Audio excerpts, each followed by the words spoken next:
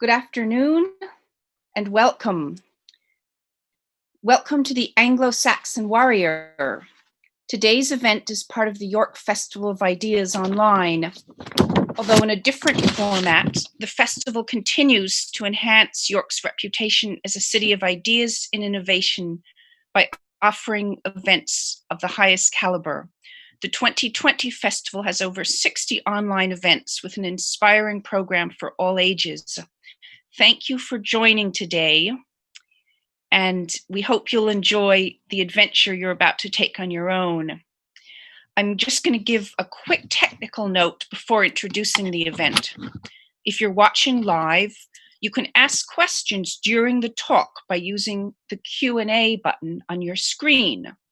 This is available throughout the entire talk, so questions can be asked anytime. If you have technical issues, such as a loss of connection or your Wi-Fi goes down, you can rejoin the event with the original link. And now to our event. The speakers today are Paul Gething, who's been lead archaeologist at the Bamburgh Castle dig, is co-founder of the Bamburgh Research Project, and now director of the Bradford Cames Project. And he also engages in experimental archaeology as well as excavation, so smelting, blade making, and jewelry. And Paul is speaking with Edoardo Albert. In their characterization, Paul is the archaeological bones and Edoardo is the skin. Edoardo is a London-based writer who's written a series of historical fiction on Northumbrian kings, as well as non-fiction works on Ibn Sina, Al-Ghazali, and Ibn Battuta, Alfred the Great, and Tolkien. One of the exciting things about the Bamburgh Research Project, and I think Paul and Edoardo's work, has been a commitment to inclusive knowledge of archaeology and also community participation in the dig, as well as to respecting the bones and the stories of the human beings who they've excavated as human beings with complex lives that can be illuminated by archaeology and research, sometimes with a bit of fiction stirred in.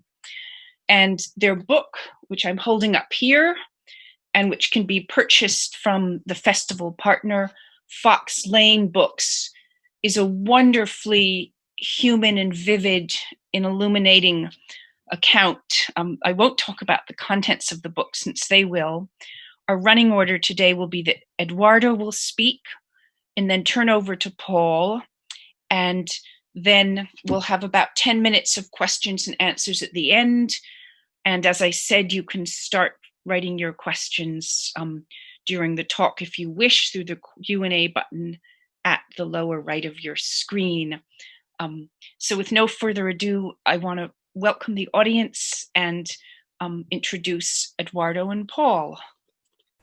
I'm going to speak about the book and how it came to be written and talk about that for about 10 minutes or so, and then I'll pass it over to Paul.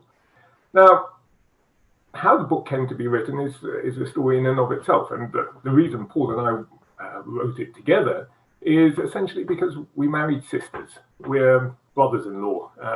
He married Rosie and I married Harriet, and we got to know each other that way. Now, as Mary mentioned in the introduction, I'm a Londoner, born and bred, and my parents are actually from Italy and Sri Lanka, so a classic non-British Londoner.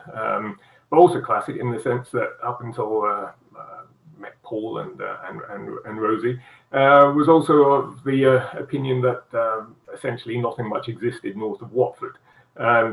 Barely ever been to the north, but anyway, I knew Paul and Rosie had started the Bamburgh Research Project along with Graham Young and Phil Wood, and they kept on inviting us up to visit to see what they were doing. And after a while, we ran out, well, I at least ran out of excuses as to why not to go up north, and we drove up. And I still remember turning on the road up north from Seahouses, which is the town just south of Bamburgh, and turning up the road and then seeing on the horizon Bamburgh Castle itself. I'd actually never seen a picture of Bamburgh Castle before. I don't think I'd even heard of it really, apart from the fact that Paul was working there. And I saw it there sitting on its lump of granite, dominating land and sea and sky, and it was literally jaw-dropping. I've never seen a castle to match it, and I still don't think I have. It sits there upon this commanding eminence, looking over the sea, with the Farne Islands out to sea. Just a bit further north and perfectly visible from the battlements is Lindisfarne, which would become a key element in the history of the Bamburgh Kings. And it's just the most marvelous place. So we arrived there, and then we started talking to Paul and Graham and the rest of the team there, looking at the dig, and actually started learning something about the history of Northumbria and indeed the early history of Britain, of England, in fact. As a typical example of somebody growing up, I'd not learnt that much about the history of Britain between the Romans leaving and the Normans arriving. Complete blank, really. So talking to Paul and the other archaeologists began to learn something about this, and it was utterly fascinating. I'd known almost nothing about this history. And so we said, Paul and I, well, other people would be interested in this. So the long and the short of that was that we wrote a book together. That's our very first book together, Northumbria, the Lost Kingdom, which gave an overview of their work and so on. But a few years down the line, talking again to Paul, this is now after many more years' work on the dig and much more greater scientific analysis. The methods in archaeology have come on hugely over the last decade or more. We realised that there was much more to say, and in particular about some of the skeletons, some of the human remains that they'd excavated from the bowl hole. So I thought that would be actually a way of bringing it all to life, because in archaeology, generally, the excavated human remains don't have a history. They're snapshots through time, but they don't have too much of a context. You can't really tell a story of a person's life, because all you have is dead remains. But with this particular person, this man, who Paul excavated from the bowl hole, which is a cemetery just outside of the castle, we realised that actually we could do something quite extraordinary. We could actually come up with a life, not a complete life, because that would be impossible, but the outlines of a life of a man who lived 1400 years ago, whose name we don't know and whose name we will never know, but we'll know now through the archaeology something of what he did. We know where he was born, where he was brought up.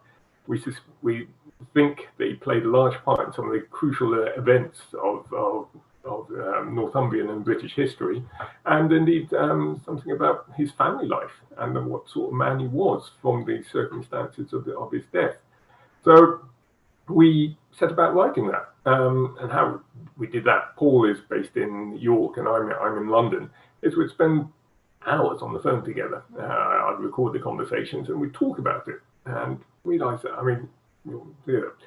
one of the great blessings I've had is being able to talk at length to Paul in particular, but to other archaeologists too, about their work and just how exciting it is. For archaeologists, it's what they do all the time. But one of the things I realised in this book is that the archaeology, and indeed the archaeologists, are almost as fascinating as the story they're telling. Archaeology appears to attract, in fact, it does attract an extraordinary collection of individuals who pursue it. From the Brian Hope Taylor, who we talk about in the book and who first dug at Bamburgh.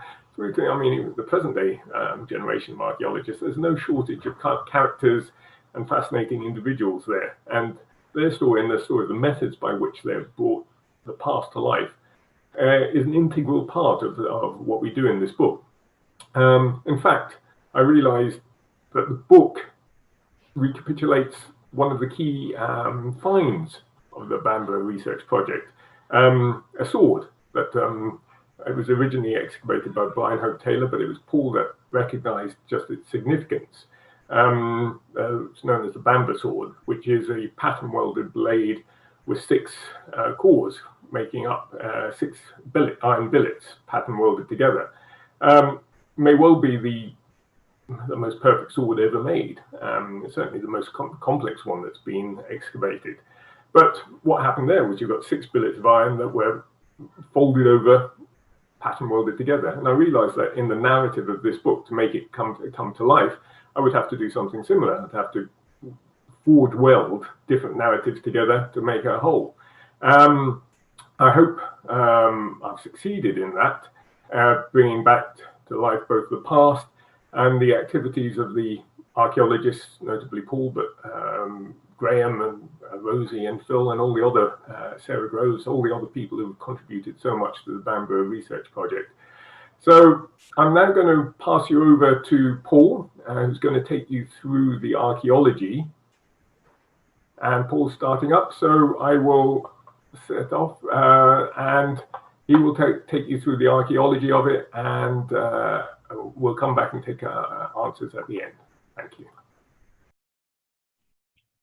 Hello, my name's Paul Gething. I'm one of the directors of the Bamburgh Research Project. I'm just going to basically take us a quick romp through what we've been doing at the castle and the burial ground, and how this led to the bones of the book that we're talking about today, the Warrior Book. I hope everyone can see that. This is the cover of the book that Edoardo and I wrote last year, and it's just been issued in paperback, so we kind of talking about that today. The quick timeline really of the period we're talking about. It's the early medieval period, from the time when Britain, the British Isles, ceased to be ruled by Rome, up to about 670 is the period that we're looking at here broadly. So it's from sort of about from 600 to about 670 is the time frame that we're looking at in particular. And it's a time when Britain is broken up into many kingdoms, sometimes warring, sometimes making allegiances, in a post-Roman world where we're seeing this sort of the resurgence of Christianity, but from largely pagan people. So it's they're a warrior culture based upon elites, gift giving, staggering amounts of wealth, with a very hierarchical structure. That's a picture of the castle, a very atmospheric picture, and I think you can see what Edoardo was talking about really when you crest that rise and you see the castle sort of just sitting there as like a monolithic structure.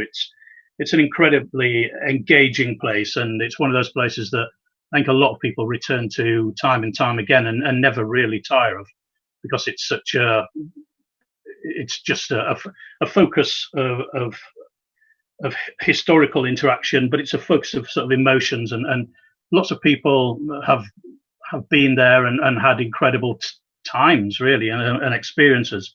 It's a magical place.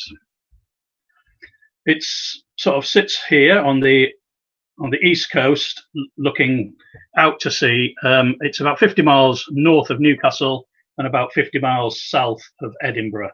So it's kind of in that hinterland now, but at the time when Bamburgh Castle was, the time we're talking about here, it was a focal point. It's now something of a sleepy village in the hinterland of Northumbria. But in the 7th century, it was very much a focal point of a maritime people. So the fact it's on the coast gives it another point of interest. People could get to it quite easily. So an aerial photograph of the castle there, showing it looking out to sea. During the 7th century, the sea would have come right up to the base of the cliffs, and the sea would have effectively been part of the lifeblood of the castle. The area around it obviously is modern incursion, and the village itself would have existed in part during the early medieval, but this is obviously the modern village. Although you can see hints of the burgage plots in the field systems around there. Annotated there, you can see where the castle is itself. The sea would have come right up to the walls, and the sea would have come right into where the bole hole is and the cemetery in the bottom right. The cemetery would have been very close to the sea, and it's where the bulk of our work concentrated for the first probably 5 or 6 years of the Bamburgh research project. So the reason we concentrated on Bamburgh really is because it's got such a deep history. It's stratigraphically, it's incredibly important, as well as historically. I mean, it goes right from the Mesolithic up to, I mean, it's still inhabited today, the castle, and it's got almost a continuous occupation, probably from the Bronze Age to the present day, with one or two small sort of hiatuses in the middle. But there are Bronze Age buildings at the very base with hints of Neolithic activity underneath that in the form of flints and pottery. There's an Iron Age activity and a Roman occupation, almost certainly. We're seeing a lot of Roman residual activity in the early medieval stuff, but there's also Roman occupation in its own right. The early medieval is what really brought us to the castle, and there are many buildings, and well in the keep now is early medieval, and then the bulk of the castle proper that we see as the monument now is the medieval castle, the keep, and then post-medieval remodeling, which is effectively gives us, solidifies it as a somewhere where people can live. But it's got a very deep history going back a couple of thousand years at least. The project itself sort of rose out of a conversation between myself and Graham Young, who's the co-director at Bamburgh, back in the 90s, in somewhere around 95. And we were sitting in a pub in Newcastle, and Graham has a long interest in Bamburgh, and he's been going there since he was a child. And Graham asked me if I wanted to come up and look for the old Danish burying ground, which is the centre right of that map. So there was a clue in what we were looking for, in that we knew it was old, we knew it was Danish, and we knew it was a burying ground. So that was our first clue, really.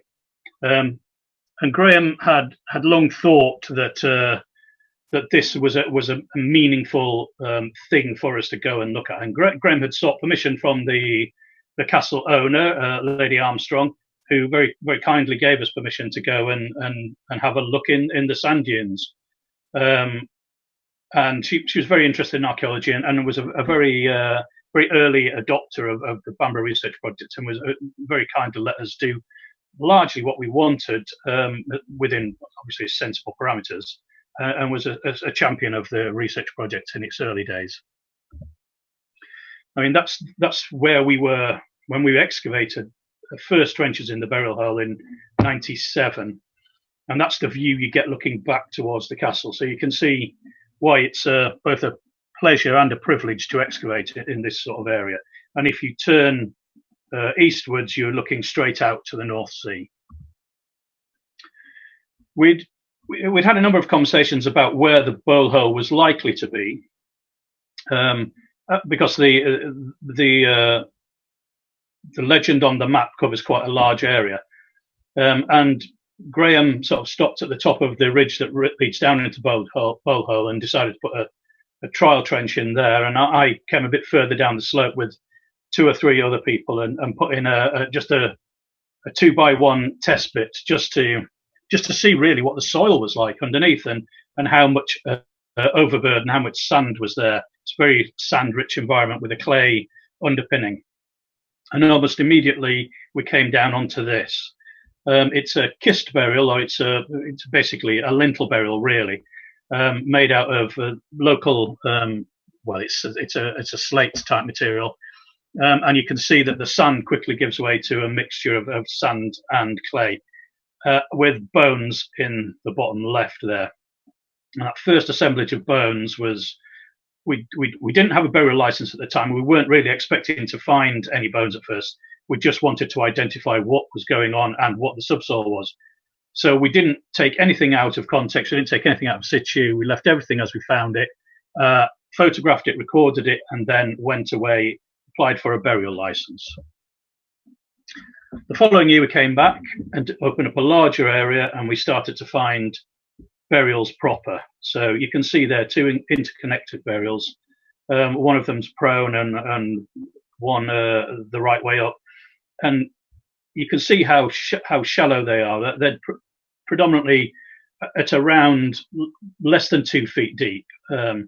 So the site in itself was threatened from both coastal erosion, and there were animals being grazed on the site seasonally as well. So that had caused potential destruction. And you can see this skeleton in the middle has the skull is missing. That's not been taken by us. That was that had been eroded out in antiquity, I assume. And so we knew that the site was threatened, so we had to act. We couldn't just leave it alone, because there was a danger that these incredibly important burials would be lost into the sea or just eroded out. So we started to uncover the complexities of the burials. We didn't really know exactly how old they were, and we didn't know much at all, really, at the very beginning. We soon started to see the complexity. So we've got two burials intercutting, one later than the other. Obviously, you can see there's a separation there, and they've obviously lost sight of where one grave is when they've cut down the second one. So we're kind of looking at a multi-phase site with multiple burials in multiple attitudes. So some on their back, some on their front, some crouched, most in a more traditional pose. Very few artifactual remains, but a large amount of skeletal preservation. And you can see there the quality of the bone, how well preserved it is, and what kind of definition we were getting. And also you can see from that the complexity of the excavation. So it was a very difficult process and very time consuming to excavate each skeleton and to identify the grave, excavate the grave, identify the skeleton, excavate the skeleton, fully record, photograph. This is, bearing in mind, this is in the late 90s. So it was a very arduous process. You can see there the burial ground we did it in small parcels. We didn't really want to open the whole lot because it's quite a sensitive site as well, and it's next to a triple SI, so it's a very important ecological site as well. So we were mindful of doing as little damage to the ecosystem as we could, and so we did it we parceled it up and excavated typically 8 or 10 graves at a time. You can see here one of the graves, and this is one of the very earliest ones, and you can see basically that this is very different to the other two, and the complexity of them is phenomenal. So we carried on excavating. We did a whole load of excavation over 5 or 6 years. But while we were doing this, other things were happening. So we're concentrating on trying to get dates, trying to get any artifactual evidence that did come up, trying to get it analysed, and to try and get the skeletons to a place where they could be examined by more forensic minds than our excavation ones. Elsewhere, though, in Cambridge, Dr. Brian Hope Taylor, who had done prior excavation in the castle, had died, and he left a very chaotic jumble of artifacts and archives in his home. One of his former students chanced upon this and came down from Scotland with a van and filled it up with what they could find really from Hope Taylor's archives, and took them back to Scotland and rescued them. We didn't know any of this at the time, but we were subsequently contacted by the equivalent of English Heritage in Scotland, who had found some of the Bamburgh archive from the 60s and 70s that Hope Taylor had excavated, and asked us if we would come and comment, have a look through, see if there's anything we recognised, and if we could help with the labelling of it effectively. You can see here, this is Hope Taylor's garage, and within there's bits of the Bamburgh archive which helped us.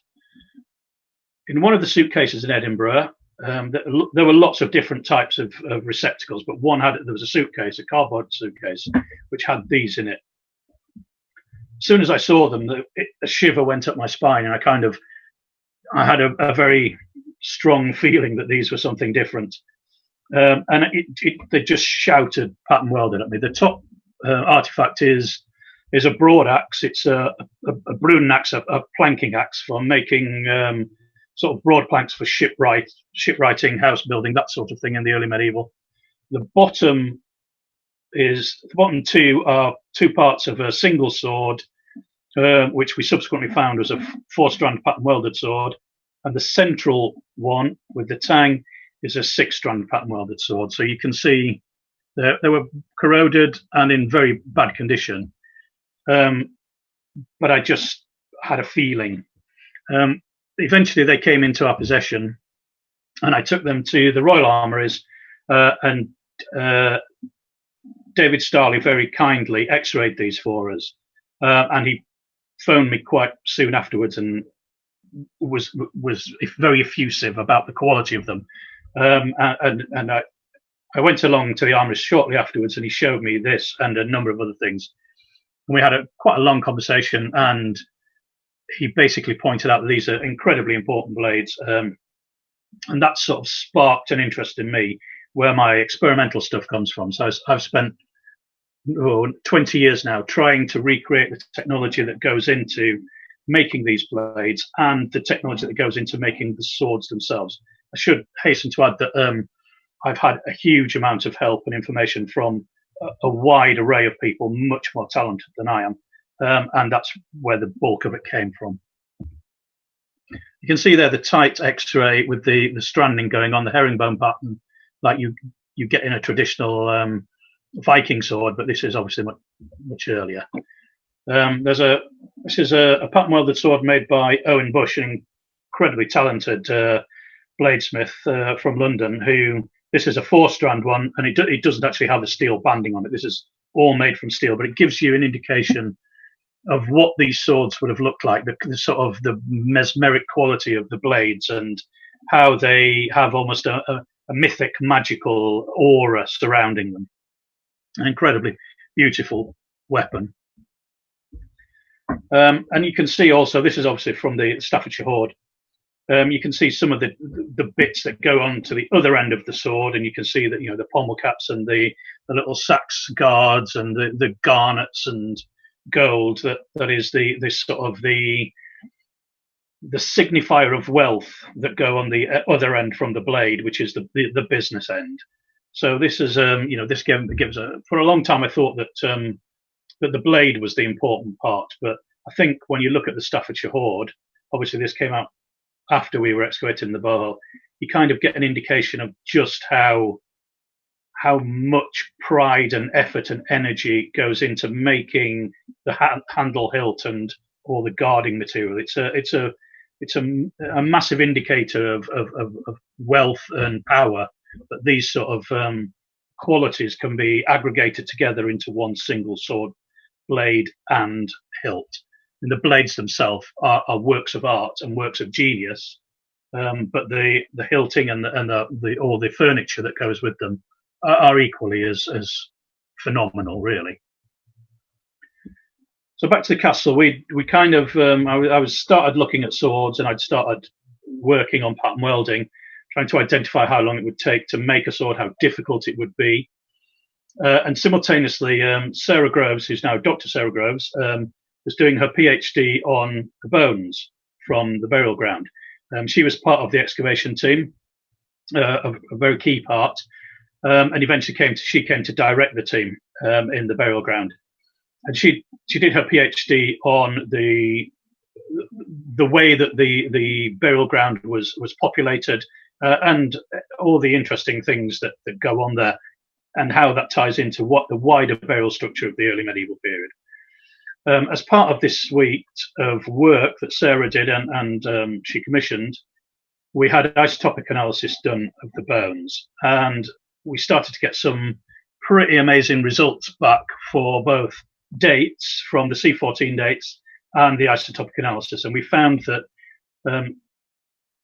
the burial ground spanned between 2.5 and 3 centuries, but it was some of them. The earliest part of the cemetery was from around sort of the 620s, 630s, that sort of time.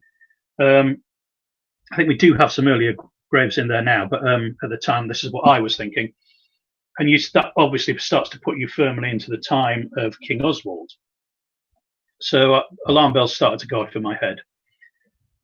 One of the burials that we had an isotopic signature from came back firmly within the Dalriadan kingdom.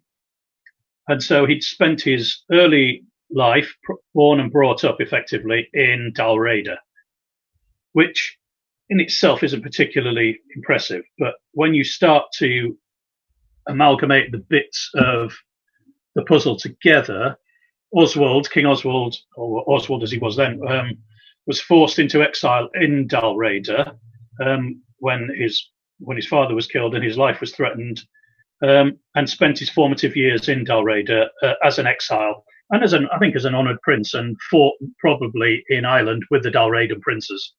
And so he was an integral part of the court there, I think.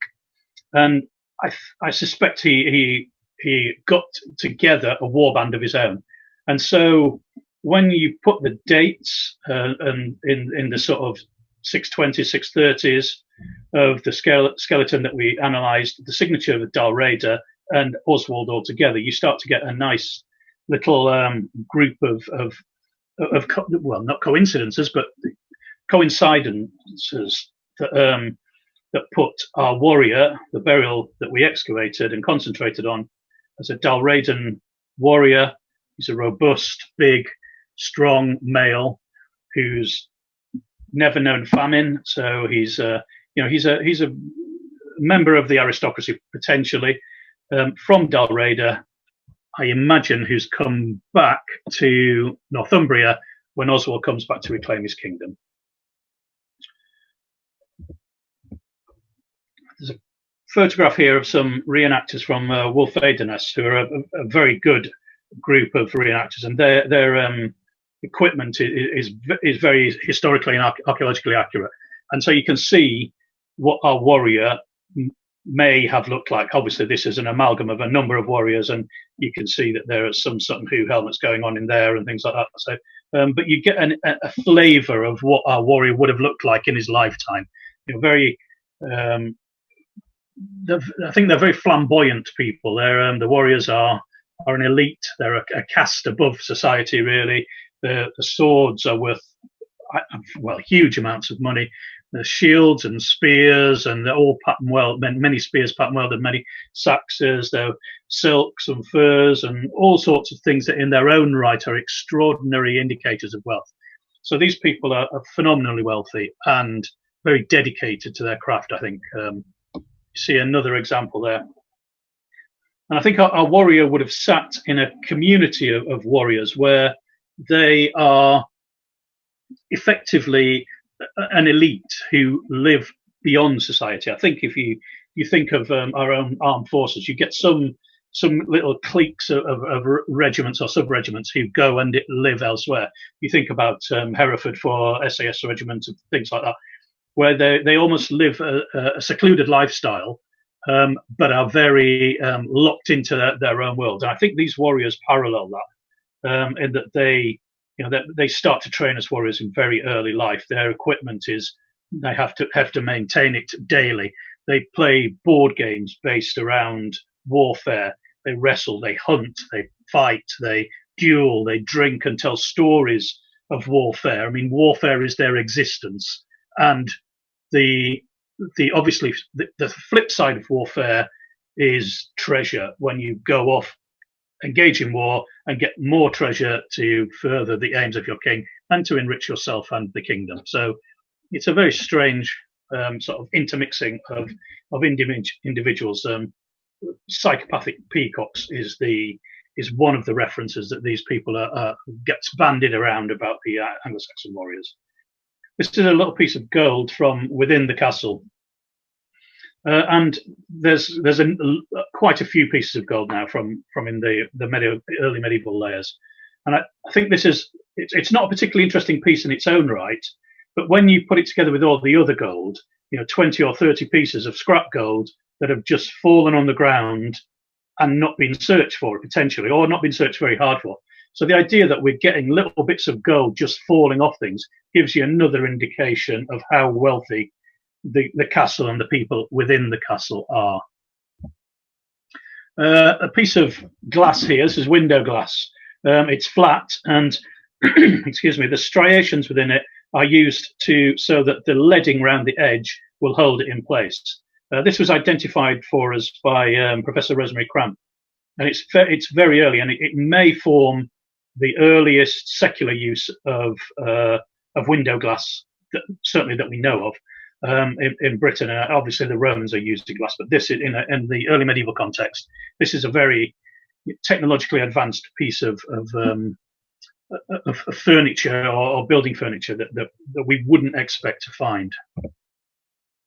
This is a stike of the Northumbrian coinage. Stikers are from later than our warrior, but I think one of the things that Oswald's kingship does is it creates a foundation where literacy is introduced, Christianity is introduced, and it makes the bedrock on which a stable currency is formed. And I think this is a really good indicator where a low value, it has very little silver in it, but it has the power of the king behind it. And we see it in our own coinage. Our own coins are worth very little, and our notes are worth nothing at all, except that they're backed by the power of the state. And I think within this coinage that comes about as a result of Oswald's kingship and Oswy's kingship, you're seeing the first indicators of a kingdom which is truly based in the power of an individual or a very small group of individuals. And I think that ties into Oswald as Bretwalda and leads us into other things like that. I think it's we often get tied into seeing these people simply as kings and elites, but they live a very ordinary lifestyle, many of the people, and I think they do ordinary things sometimes as well. This is a die from the castle, and this is one of the anomalies, and if you roll it, it always comes up as a 5, I think, and it's been weighted with a piece of lead inside it, and I think it's kind of gives you a little insight into what these people are doing, so that we think of them as very pure and pastoral sometimes, I think, and yet we still get people cheating and conning their fellows in the Anglo-Saxon world. So where are they now? After we'd finished excavating, we excavated around 120 graves with between 120 and 130 individuals, and they went off to Durham for the whole suite of analysis that Sarah Groves did on them, and lots of other scientific things. But then eventually they were returned to the church in Bamburgh.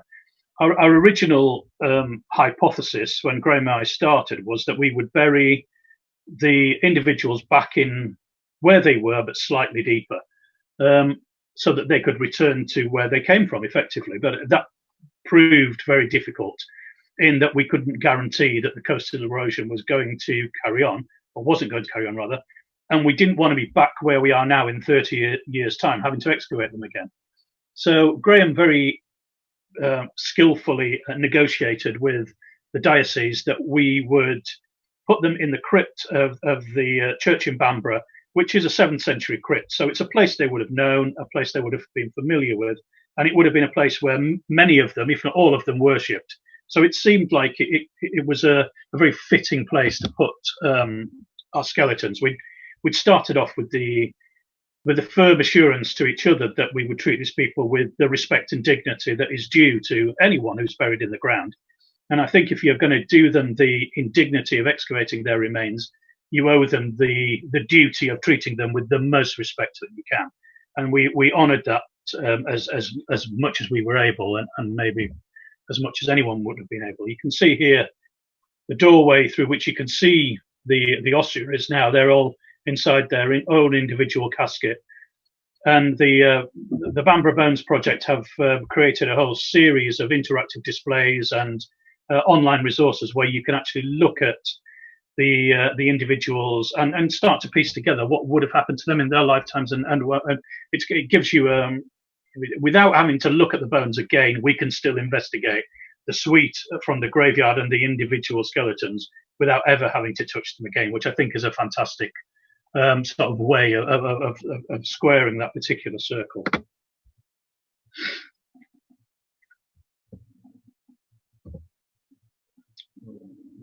go to next.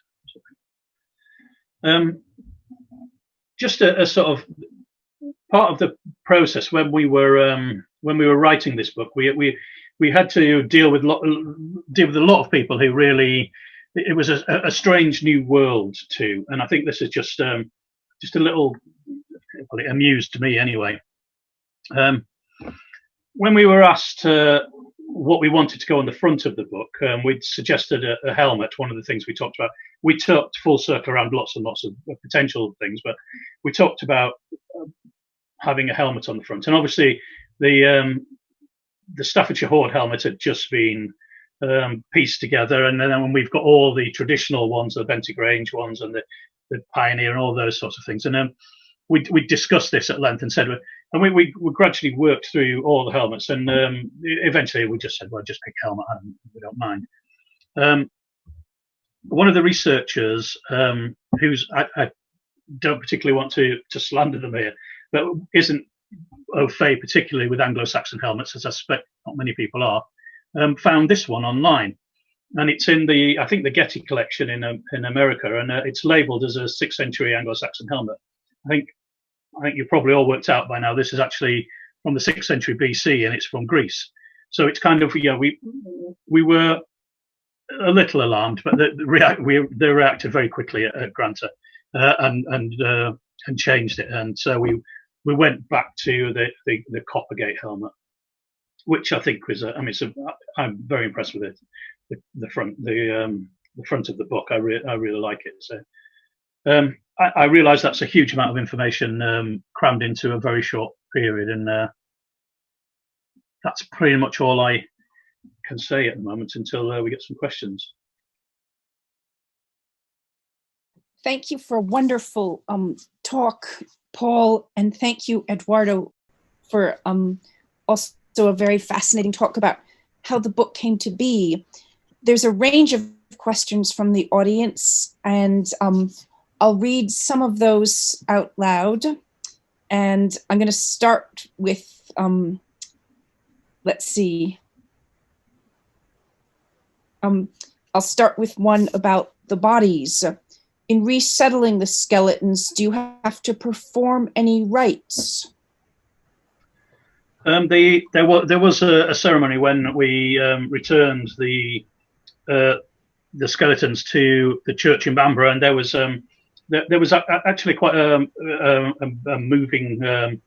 They were brought from the castle in a hearse, a horse-drawn hearse, down to the church, and they were actually moved from the hearse themselves into the final resting place, one hopes, by some of the archaeologists who'd excavated them. So that was there was quite a nice link there. And then there was a service, both religious and secular, where we discussed the burial ground, and they were blessed and put into there. So there was a religious Christian ceremony surrounding it as well. So yes, they were treated with a huge amount of reverence, I think. Yeah. And then someone has asked, what are the caskets made of?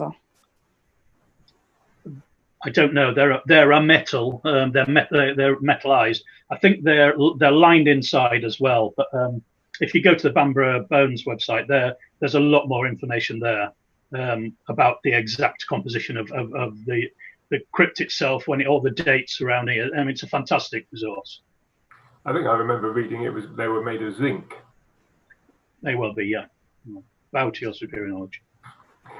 My recollection might be wrong, but I think it was zinc. Yeah. I'm staying with the people on the burial, because one of the things that I found most poignant and effective, and also sort of a way that you really exploited using the medium of this mixture of history and fiction and memoir, was the discussion of the moment of finding burial of the man you call the Son of Thunder. And I wondered if you want to just take a moment to tell the audience a little bit about that.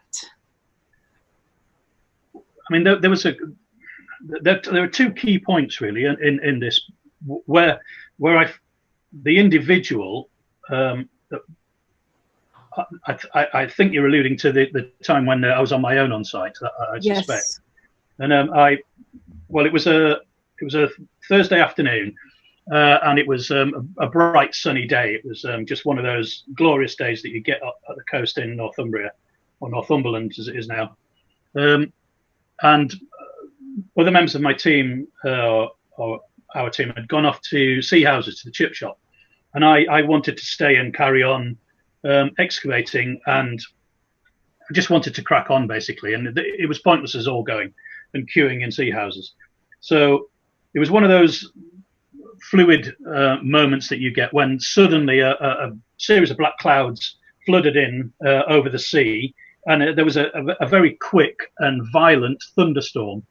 And it was there was still sunshine around the edges, but it was a very violent, aggressive storm. And I realized that I was excavating on a Thursday a Saxon warrior who potentially could have been a pagan in a thunderstorm.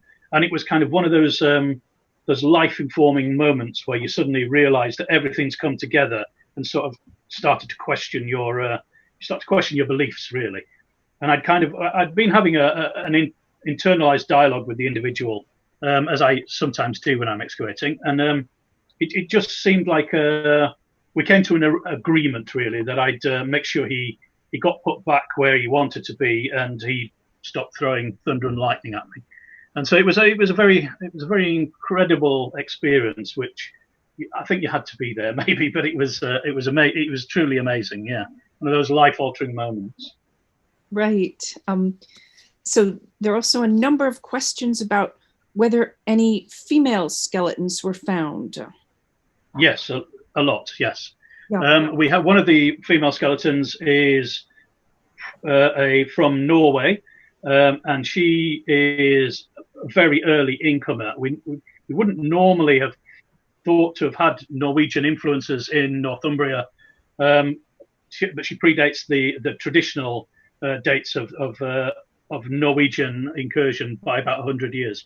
So I think we're seeing there the reach of the Northumbrian kingdom, that they're engaging in all sorts of trade and a marriage potentially with other kingdoms all around sort of the North Sea basin.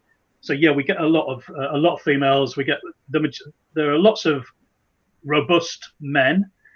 There are lots of females who are sort of in a variety of ages, and fewer children, but some. So we're getting a wide range. I think the only thing they have in common really is that they all seem to be well fed. So we seem to have a burial ground of elite people, so people who've never really known the privations of starvation or things like that. So it's I think it's a burial ground of the elite. Many of the isotopic signatures we get from the burial ground indicate that we're seeing at least a good part of them are from outside the Northumbrian kingdom. Someone from the Mediterranean basin, someone, as I said, from Norway, the Dalraden. So we're getting an admixing of populations from around the world of Northumbria coming into the kingdom. And I think one of the things I wondered about is if we're getting original incomers who are coming to serve at the court of Oswald, Oswy, and subsequent kings, and then the Northumbrian signatures are their family from when they've settled and had children. So you would get an automatic Northumbrian signature. So that's or isotopic signature. That's what I think is happening. That's a hypothesis that we're still working on. So maybe we'll move on from the human beings to the blades. And someone says, are there other examples of pattern-welded blades? And are they specific to the Anglo-Saxon period? The pattern weldings it goes right back to the Bronze Age. You get pattern-welded bronze weapons, but it reaches its high point at that interface between Anglo-Saxon and Viking. The Sutton Hoo sword is pattern welded, 4-strand pattern welded, absolutely phenomenal sword. And the bigger of the swords that we found at Bamburgh is very similar to the Sutton Hoo sword. The smaller of the swords is a step up again in quality. So if you imagine that Sutton Hoo is the burial place of a king potentially, this is a king plus, which I don't really know what that is. But they're incredible works of technical genius, really. The technology that goes into them is beyond anything I think that we've seen up until that point.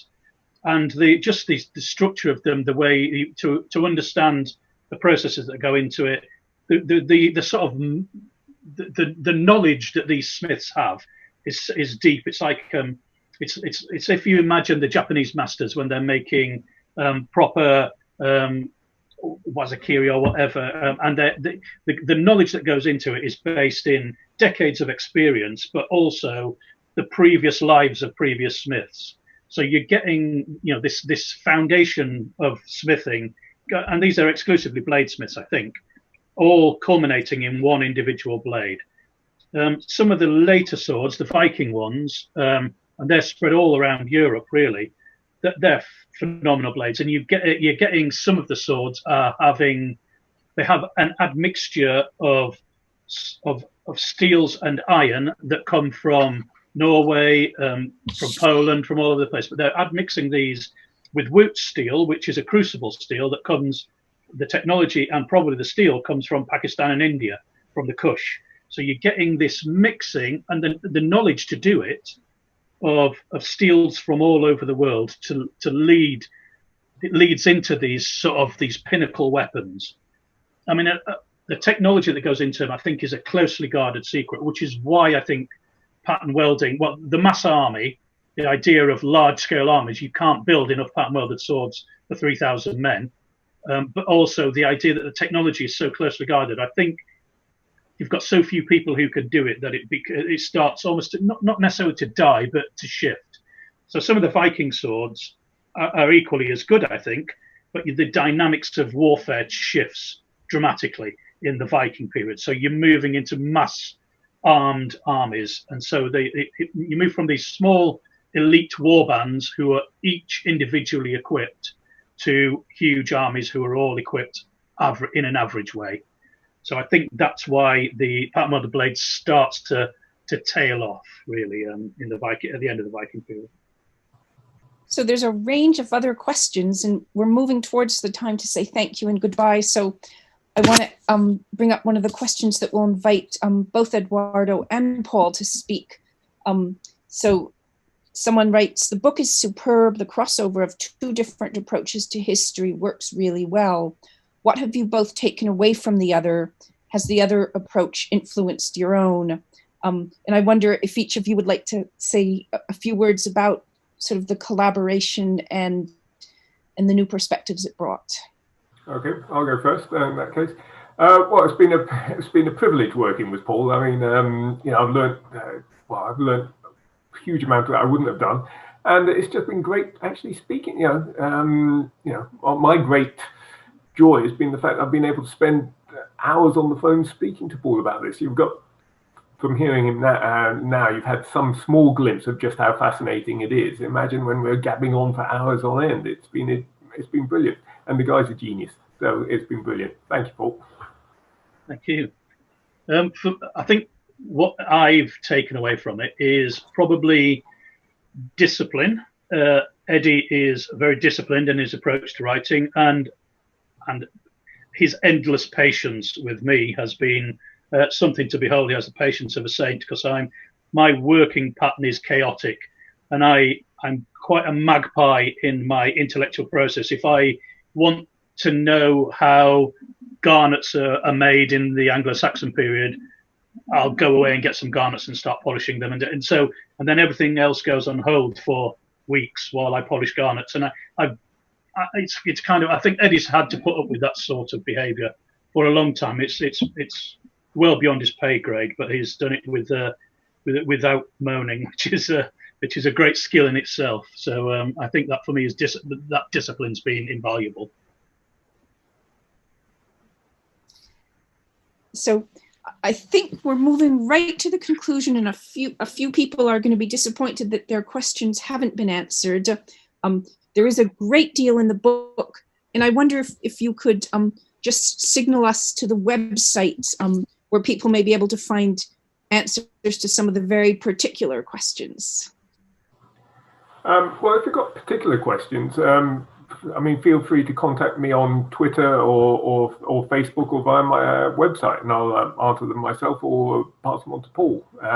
With Paul, can you contact you via the BRP? Yeah, probably. Yeah, I mean, if not me, then Graham. He'll have answers. But yeah, I'm available. Probably through Eddie is the best way. But I don't really do social media very well. So I'm not as skilled as Eddie in that department. Yeah. I'm more than happy to answer questions, though. Yeah. So I mean, just look me up on online and send me the questions, and we'll answer them. That would be wonderful, because I see a lot of questions about particular details of the graves and the orientation in the archives, which is all a sign of how much the talk has whetted our curiosity. Can we thank Paul and Edoardo again, and thank the York Festival of Ideas for a fascinating and illuminating talk that brought to life the people of the distant past, as well as the process of learning to understand them. Thank you very much, everyone. Thank you. Thank you. You're very welcome.